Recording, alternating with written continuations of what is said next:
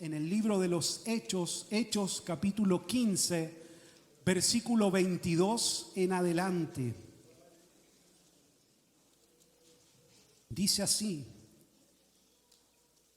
entonces dice, pareció bien a los apóstoles y a los ancianos con toda la iglesia elegir de entre ellos varones y enviarlos a Antioquía con Pablo y Bernabé, a Judas, que tenía por sobrenombre Barsabás, y a Silas, varones principales entre los hermanos, y a escribir por conducto de ellos: los apóstoles y los ancianos y los hermanos, a los hermanos entre los gentiles que están en Antioquía, en Siria y en Cilicia, salud, por cuanto hemos oído que algunos que han salido de nosotros, a los cuales no dimos orden, os han inquietado con palabras, perturbando vuestras almas, mandando ¿qué cosa?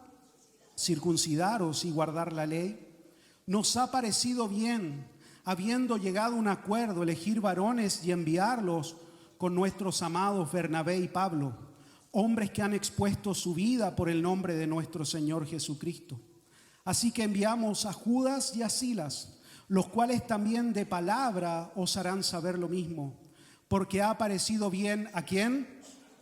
Al Espíritu Santo y a nosotros no imponeros ninguna carga más que estas cosas necesarias, que os abstengáis de lo sacrificado a ídolos, de sangre, de ahogado y de fornicación, de las cuales cosas si os guardáis, bien haréis. Pasadlo bien. Oramos al Señor. Padre, gracias porque tengo la oportunidad de predicar, de compartir de tu palabra en esta noche. Señor, háblanos por medio de tu palabra. Derrama gracia y favor, Señor, sobre mi vida en esta hora.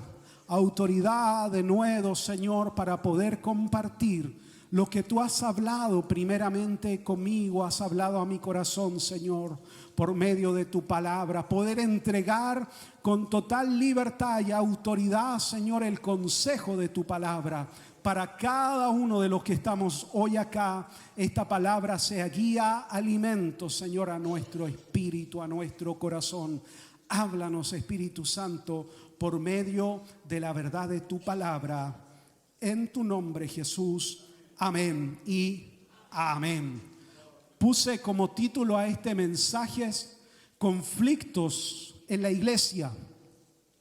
Lo que acabamos de leer es algo conocido y usted lo va a ver ahí en su Biblia como el Concilio de Jerusalén. Así es conocido este capítulo completo, Hechos capítulo 15. ¿Qué es lo que ha sucedido?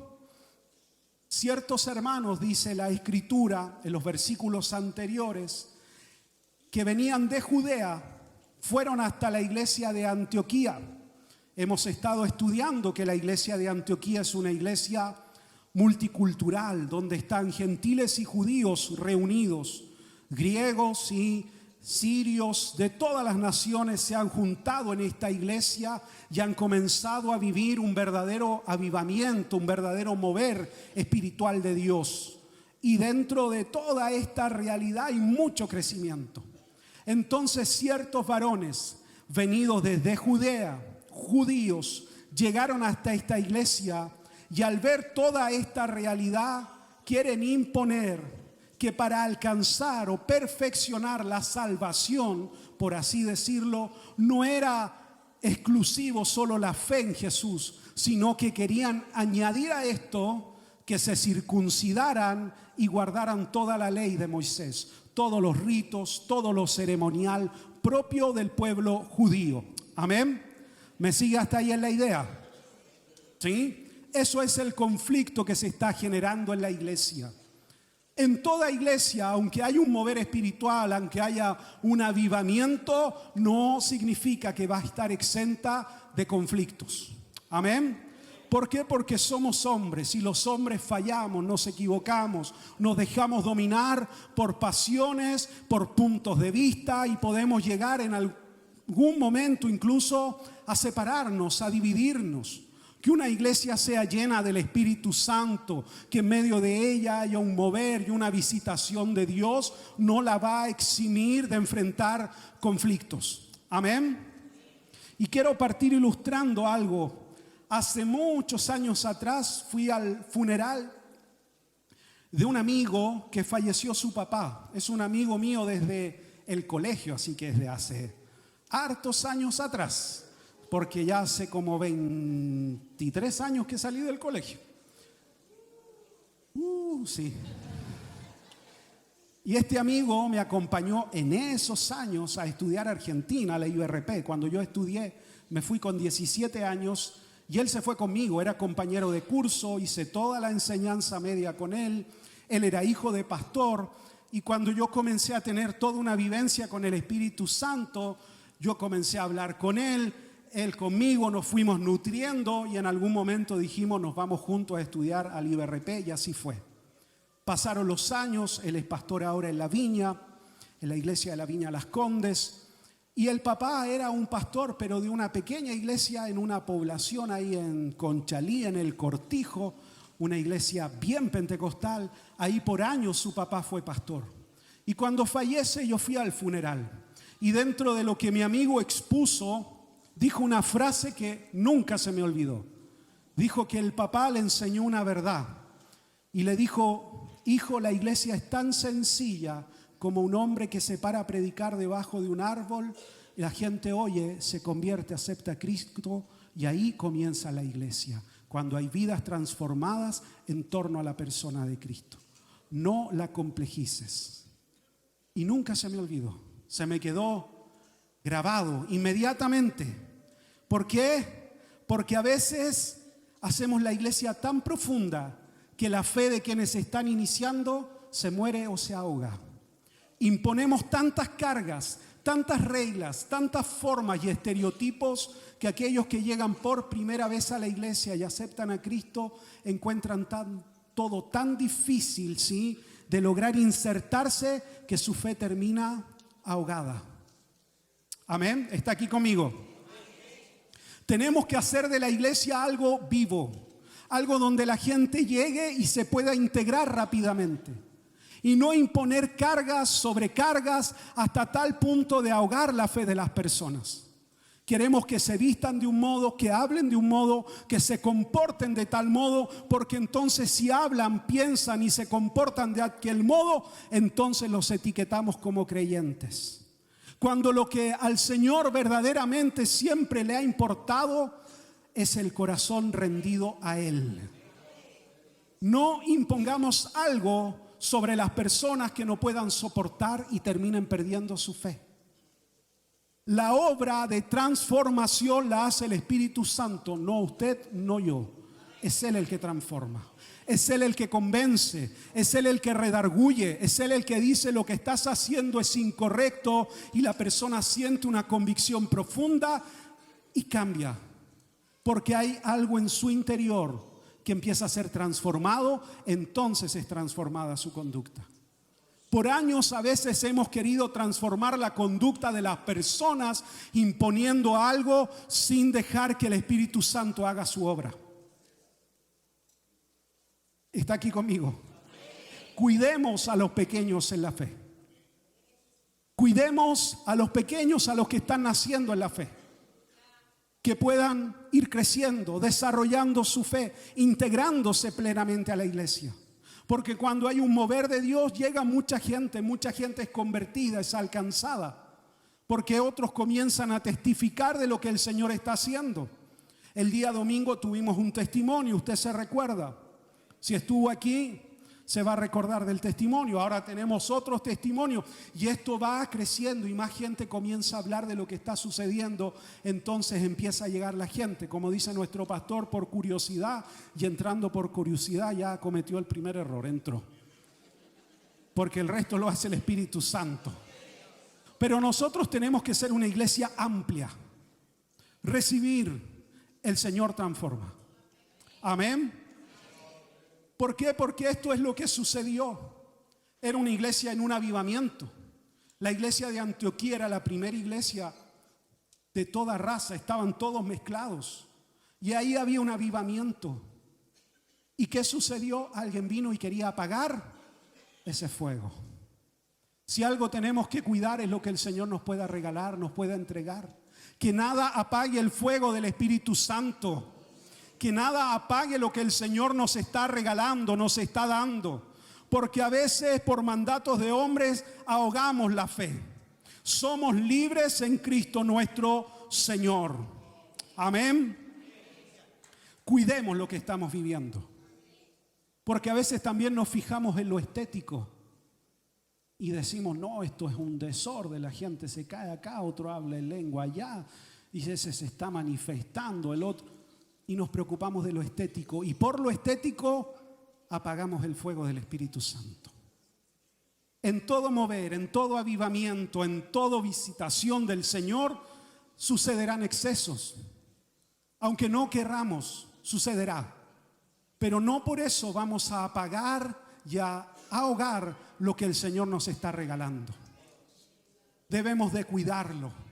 Debemos cada uno de nosotros orar, buscar al Señor y cuidar lo que el Señor nos está llamando a hacer como iglesia. Amén. Porque a veces es esto, es lo estético. ¿A qué me refiero? Lo ejemplifico.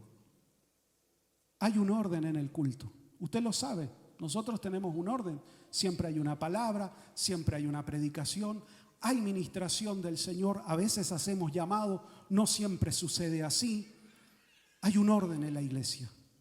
Si alguien puede llegar y mirar, quizás diga, esto es un desorden. No, hay un orden. Cada cosa tiene un sentido y un propósito. Amén.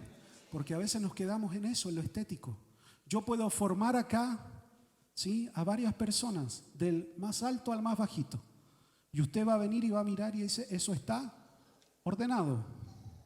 Pero yo también los puedo ordenar por el año en que nacieron o la fecha. Y quizás van a quedar a su vista uno más alto, uno más bajito. Están ordenados, solo que de otra forma. Y a veces nos fijamos tanto en lo estético que no entendemos que detrás de eso hay un orden del Señor. Amén. Cuidemos lo que el Señor nos está dando. ¿Qué sucede entonces? Pablo y Bernabé, dice la Escritura, discuten con estos varones. Comienzan a pelear, a discutir. No están de acuerdo que se les imponga nada a los gentiles, que solo la fe en Jesús es suficiente para alcanzar salvación y vida eterna. Eso es lo que nosotros creemos hasta el día de hoy. Entonces, dice Bernabé con Pablo y junto a la iglesia, vayan ustedes a Jerusalén, consulten con la iglesia en Jerusalén, con los apóstoles que están allá, consulten con ellos y veamos cómo resolvemos este asunto que se está generando. Para sanar un problema hay que enfrentarlo. No hay otra forma. Esconder algo no soluciona nada. Lo que ellos hicieron fue enfrentar el problema. Y fueron a Jerusalén, ¿sí?, para consultar con los apóstoles qué debían de hacer. Entonces acá hay un principio muy importante: reconocer autoridad y recibir consejo. Pablo y Bernabé venían de su primer viaje misionero. Si usted lo lee, Dios los había usado extraordinariamente. Milagros, señales, conversiones, abrieron iglesias, eran hombres usados por el Señor, pero frente al problema que hicieron, reconocieron autoridad en Jerusalén, los apóstoles, y fueron a buscar consejo. Por más que Dios le hable, lo use, usted tiene que reconocer autoridad y debe de buscar consejo, siempre, siempre. Un hombre que no está y no rinde cuentas a nadie es un hombre que está en peligro. Porque el cuerpo de Cristo, ¿sí?, es lo que nos debe de cubrir. No existe la fe solitaria. Necesito al cuerpo de Cristo. Necesito a alguien que me aconseje. Necesito a alguien a quien yo rinda cuentas. Alguien que me pregunte de pronto, ¿cómo está tu vida espiritual? ¿Cómo está esta área en tu vida? Porque si yo soy mi propio consejero, suelo ser muy blando conmigo mismo. Sí, la ley del embudo, lo ancho para mí, lo angosto para ti. Necesitamos reconocer autoridad y recibir consejo. Nunca seremos tan usados por Dios que no necesitamos a alguien que nos pastoree. Siempre necesitamos un pastor, alguien que nos esté guiando. ¿Está acá conmigo? Amén. Rendir cuentas. Recuerde que el hombre que cree que no necesita corrección o consejo está próximo a caer. Así lo dice la Escritura. El que se exalta será humillado, pero el que se humilla delante del Señor será exaltado a su debido tiempo. ¿Cuál es el consejo? Humillarme delante del Señor. Ahora, humillarme delante del Señor no tengo problema yo a veces. Sí, yo voy delante del Señor, me postro, me humillo, Señor, soy un gusano delante tuyo. El problema es humillarme o someterme o sujetarme a mi hermano en Cristo.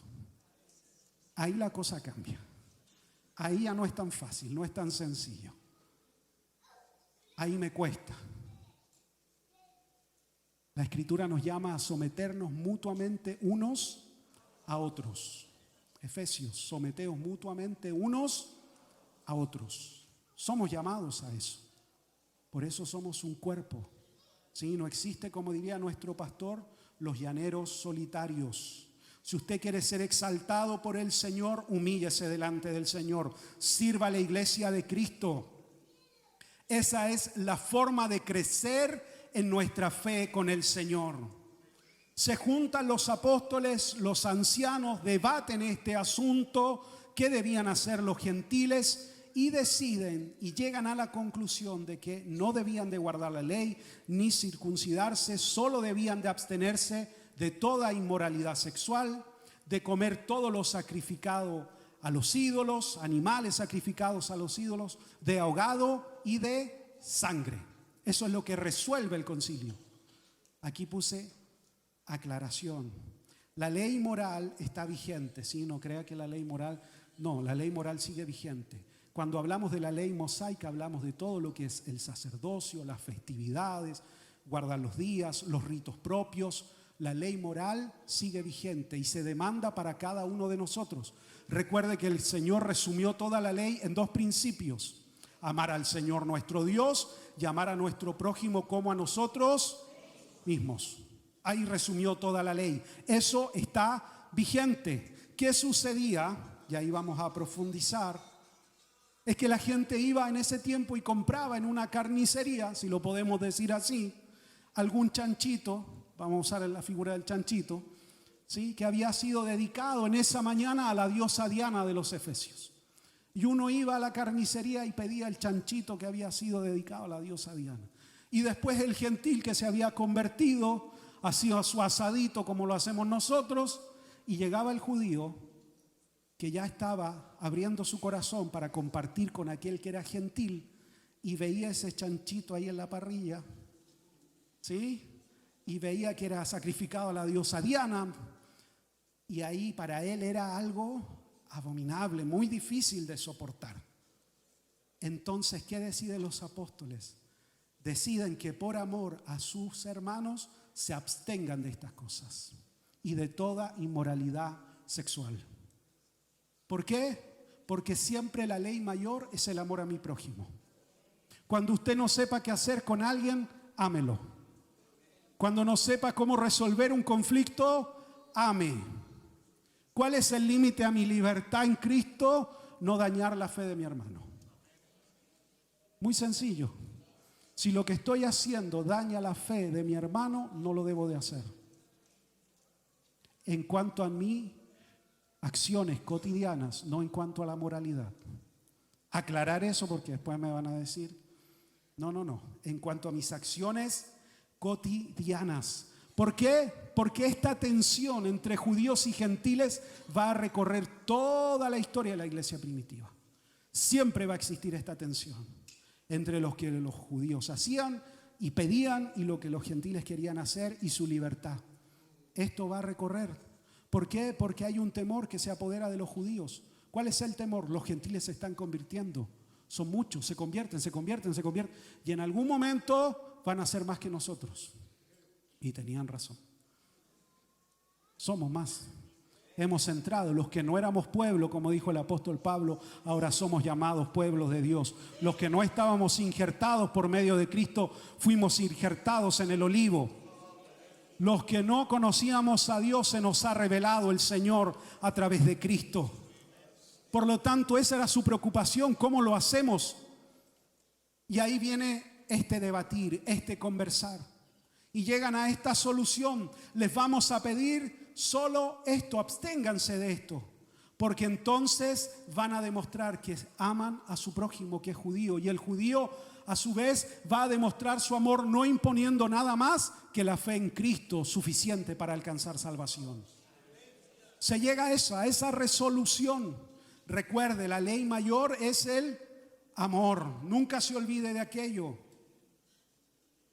Entonces, a eso es lo que llega la iglesia. Y eso es lo que acabamos de leer, toda la resolución.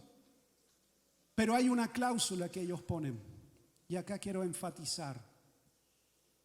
Dice que le pareció bien al Espíritu Santo y a nosotros. Es decir, que en toda esta conversación que se da, en todo este debate, quien estaba guiando y quien estaba dirigiendo todo era el Espíritu Santo. Porque el Espíritu Santo es una persona. No es una fuerza, no es un escalofrío, no es un tiritón que yo siento. El Espíritu Santo es una persona y manifiesta voluntad. Porque una persona manifiesta voluntad. Nos pareció, dice, al Espíritu Santo bien y a nosotros. El Espíritu Santo es una persona porque tiene emociones, se contrista, se entristece. Cuando hacemos algo que no es correcto, se entristece, se contrista dentro nuestro. Se puede apagar, disminuir su influencia en la vida del creyente. Acá los apóstoles junto a toda la iglesia fueron sensibles a la voz del Espíritu Santo, a dejarse guiar por el Espíritu Santo frente al conflicto que estaban viviendo. Fueron sensibles a la voz de Dios y dieron lugar a la obra del Espíritu Santo en medio de ellos, cosa que la iglesia no puede olvidar, ni como creyente, ni como iglesia colectiva en el Señor. No podemos olvidar que el Espíritu Santo habla y dirige nuestras vidas. Eso es rendir mi voluntad al Señor, que el Espíritu Santo gobierne lo que pienso, lo que decido, mis acciones, mis pensamientos, todo lo someto al Señor. ¿Por qué? Porque el Espíritu Santo puede aprobar o desaprobar mi conducta. El Espíritu Santo desaprobó lo que hizo Ananías y Zafira, que mintieron hechos acerca de la propiedad que habían vendido. Recuerde que en ese tiempo dice que nadie tenía necesidad, que todos los creyentes daban todo lo que tenían para que la obra del Señor se siguiera realizando, porque se habían convertido 100%, no una parte, entregaban todo lo que tenían. Esa era la medida de su fe. Y hubo un matrimonio que mintió y dijo: vendimos en tanto una propiedad, y retuvieron una parte del dinero. Y van donde el apóstol Pedro y llevan esta ofrenda, y mientras estaban hablando dice que cayó muerto. Y Pedro les dice, por revelación del Señor, que no le mintieron a él, sino que le mintieron al Espíritu Santo, dejando que Satanás, dice, llenara su corazón. Eso está en el libro de los Hechos. Tiene voluntad, es una persona, puede aprobar o desaprobar lo que yo estoy haciendo. Entonces, toda esta reflexión es para llegar a este punto. Tenemos que dejar que el Espíritu Santo guíe a su iglesia y guíe nuestras vidas, y ser sensibles a su voz y a su dirección. ¿Por qué hacemos una vigilia así de la nada? Porque el Señor nos está hablando, nos está mostrando. Su gracia nos está visitando. y debemos de ser sensibles a lo que está sucediendo. Yo lo dije en la radio, en la mañana. No sé si escuchó o no escuchó la radio. Sé que hay hermanos que escuchan. Pero dentro nuestro hay una hermana que estuvo enferma mucho tiempo. Casi 8, 9 meses. Con un diagnóstico muy malo. Su último diagnóstico fue, creemos que esto ya es un cáncer, la enfermedad ha avanzado. Lo más probable es que todos los dolores físicos que tú sientes te van a imposibilitar caminar, desplazarte en forma normal. Eso fue hace como 2 semanas atrás más o menos. Tienes que hacerte un último examen y con eso ya vemos qué es lo que se puede hacer. Nosotros hemos estado orando al Señor, buscando al Señor. Amén. Hemos estado en eso. Y precisamente me comentaron eso antes de subir a predicar. Y yo prediqué en el segundo culto hace como 2 semanas atrás. Y al bajar, el Señor me dice que ore por ella. Y oré por ella. Esto no se ve, no. Solo movido por el Señor. Y fue al médico, llevó sus exámenes, porque desde ese momento comenzó a sentir un cambio en sus huesos, en cómo se podía mover, caminar. Llevó sus exámenes y no tiene absolutamente nada. Está sana.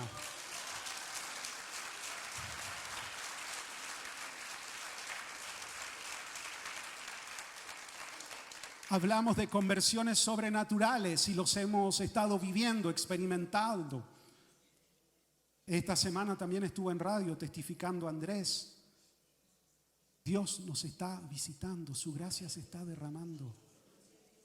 Pero hay que ser sensible al tiempo que estamos viviendo. Dejarnos guiar por el Señor. ¿Para qué? Para que lo que estamos viviendo no sea apagado. ¿Apagado por qué? ¿Por fuerzas humanas o por descuido de lo que el Señor nos está entregando? ¿En qué momento podemos llegar a perder el amor por nuestros hermanos imponiendo cargas o dejar de ser sensibles a la voz de Dios? ¿En qué momento todo lo que vivimos y hacemos dentro de la iglesia y nuestro cristianismo se puede volver mecánico y frío? ¿O en qué momento quienes servimos dentro de la iglesia podemos llegar a ver esto solo como un oficio, como una profesión y no como un llamado del Señor? Puse aquí, cité a alguien, Bielsa puse aquí, amateurismo. Hay algo que yo rescato del discurso de este entrenador, Marcelo Bielsa. Y dice, nunca fuimos más felices que cuando jugábamos en la plaza solo por amor al deporte, al juego en sí mismo. Después dice, todo se contamina con el dinero, los contratos, la publicidad. Se pierde la esencia del fútbol, que son gente jugando solamente por amor a lo que hacen. Y él tiene todo un discurso de volver a aquello, de recuperar aquello. Jugar por amor y no por una cosa económica. Y acá yo puse, ¿en qué momento hemos perdido de vista y de foco la importancia de lo que hacemos? Y lo hacemos mecánico o lo profesionalizamos en un mal sentido, perdiendo la esencia de lo que estamos haciendo. Porque para nosotros puede ser el culto número 1000, ¿sí? Pero para alguien puede ser la primera vez que entra a una iglesia. Y si en medio nuestro no somos sensibles a la voz del Espíritu Santo, no somos sensibles a que su gracia se derrame, esa persona probablemente quizás nunca más va a volver a entrar. Y lo que se está jugando es la eternidad de esa persona. ¿Dónde va a pasar su eternidad?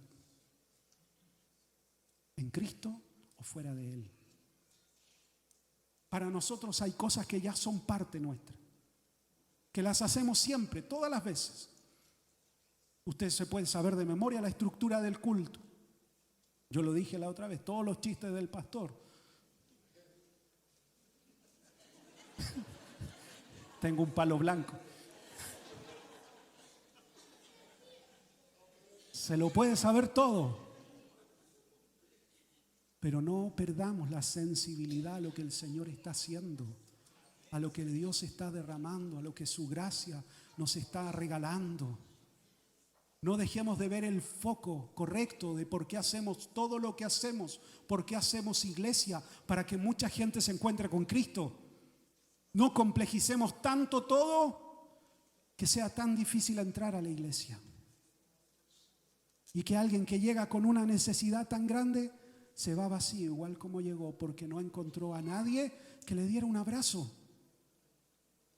que lo saludara afectuosamente. Para nosotros es el hermano que nos visitó, de mucha gente, pero quizás esa persona es la primera vez que entra a una iglesia. Y de eso nosotros somos responsables. Seamos sensibles a la guía del Espíritu Santo, porque estamos viviendo algo hermoso con el Señor. Que nada lo apague, que nada lo ensucie. Que nuestro amor y nuestro servicio al Señor sea puro, sin ningún otro interés. Que Cristo sea formado en nosotros y que Cristo sea exaltado en medio nuestro. Todo otro interés, sáquelo de su corazón, de su vida. Acá ninguno de nosotros es importante.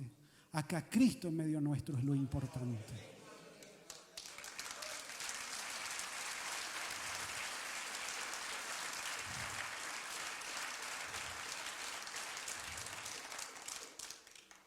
Entonces, no deje que nadie hable mal de lo que estamos haciendo, realizando como iglesia. No, defienda. Estamos orando, estamos buscando, estamos ayunando, queremos ver al Señor. Esto no es solo algo emocional del momento, no. Hemos buscado al Señor, estamos orando, quebrantado por el Señor, quebrantado por ver vidas transformadas en medio nuestro. Que eso sea el corazón. Y ser sensible a lo que el Señor nos está mandando a hacer. Si le damos lugar al Espíritu Santo, lo honramos a Él, glorificamos a Cristo en medio nuestro, somos sensibles a su guía, el Espíritu Santo, el Señor va a responder a nuestra necesidad. Porque es Él el que se comprometió, no nosotros, no es el pastor, no es una idea del pastor, no, es Cristo en medio nuestro, esperanza de gloria. Recuerde, lo he dicho, Cristo salva, Cristo sana, Cristo bautiza en Espíritu Santo y fuego y Cristo volverá por su iglesia. Amén. Denle un aplauso ahí al Señor.